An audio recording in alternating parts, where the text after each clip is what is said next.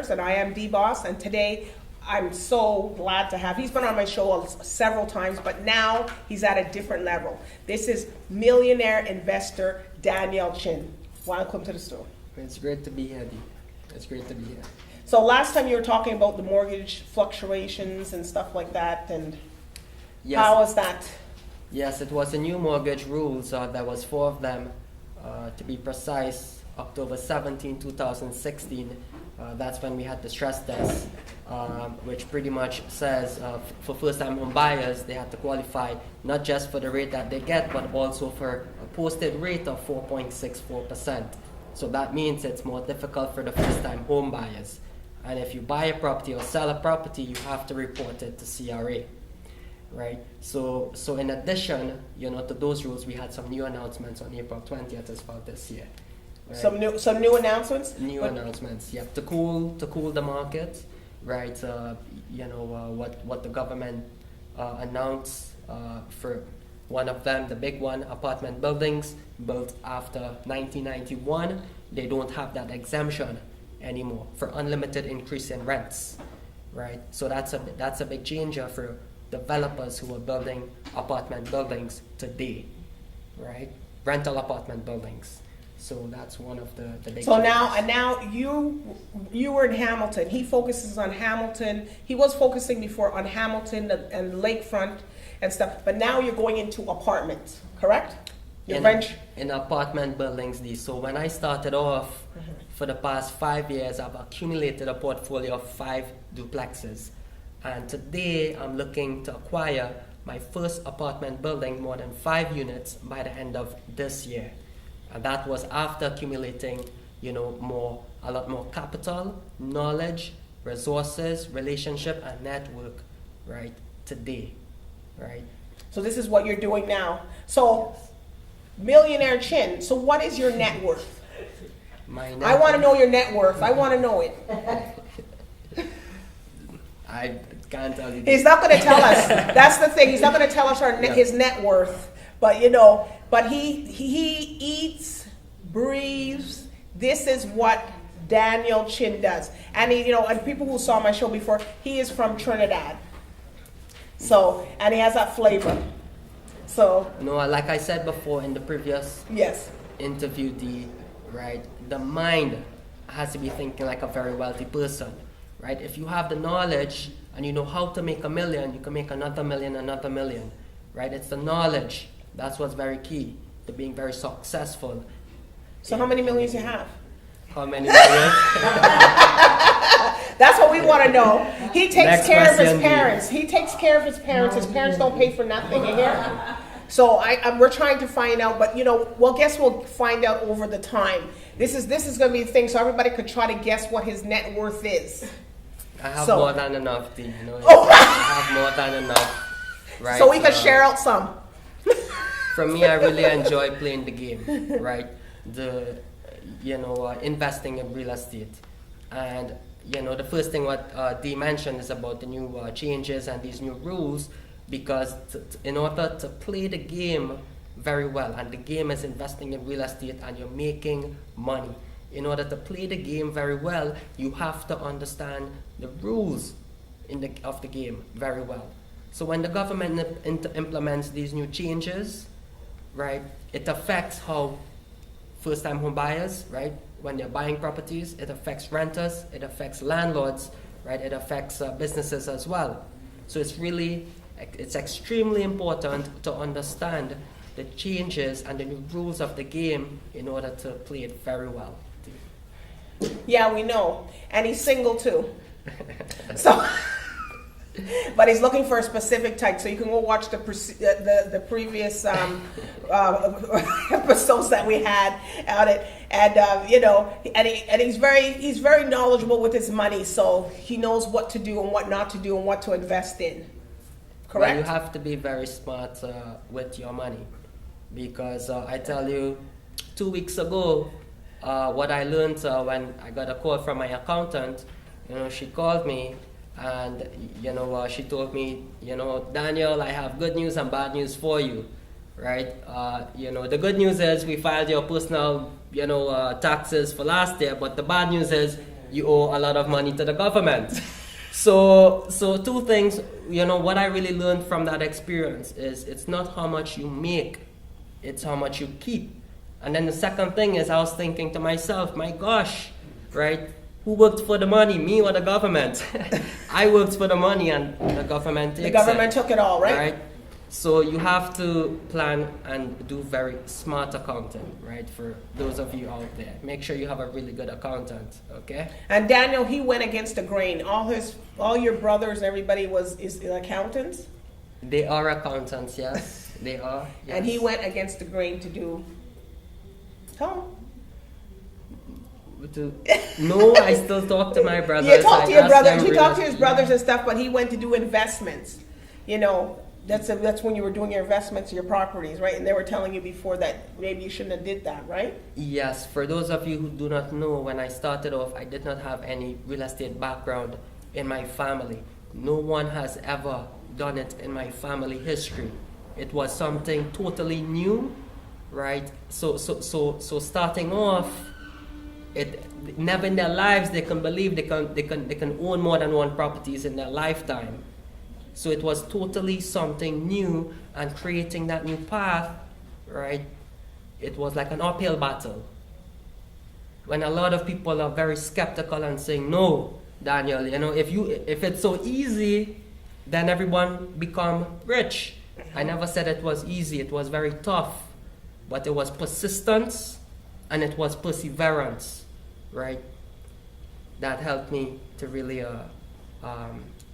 to really push through. You have to really 100% believe in what it is you're doing and stick to it, right? Regardless of anything that is going to stop you from doing it. Right. So what do you want to tell everybody today that you came here to talk about today, to tell people? I know you talk about the apartments and stuff, so what do you want to tell people that you're going into more so? And it's not just sticking now to Hamilton, you're going to other areas too now, right? Over the next 5 to 10 years, it will be across different markets, Mm-hmm. But I tell you, over the Christmas holidays. This Christmas? Or this past Christmas Oh, the past holidays, one, okay. I helped a client, got a beautiful duplex property for $300,000.